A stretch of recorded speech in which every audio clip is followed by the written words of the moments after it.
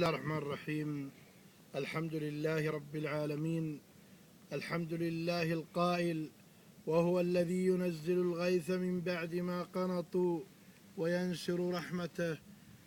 والصلاة والسلام على نبينا محمد وعلى آله وصحبه أجمعين. أما بعد، فهذا اليوم 10 من شهر ربيع الأول لعام 1435 الهجرة، وهذا المنظر من جبال مصاليخ برنية مع تحيات دحيم الحماد، ونتلو هذه الآيات من كتاب الله عز وجل.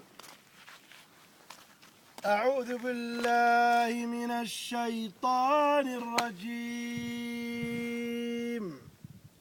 فقلت استغفروا ربكم إنه كان غفارا.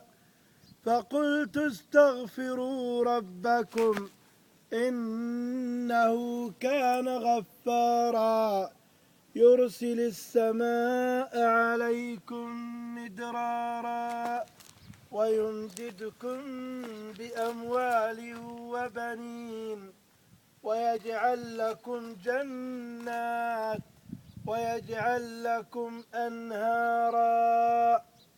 فقلت استغفروا ربكم إنه كان غفارا يرسل السماء عليكم مدرارا ويمددكم بأموال وبنين ويجعل لكم جنات ويجعل لكم أنهارا.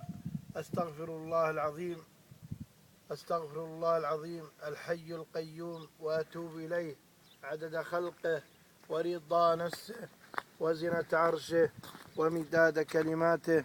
وفي الختام أشكر الله أولا وآخرا، ثم الأخ عبد الرحمن بن فهاد، وأستودعكم الله الذي لا تضيع ودائعه.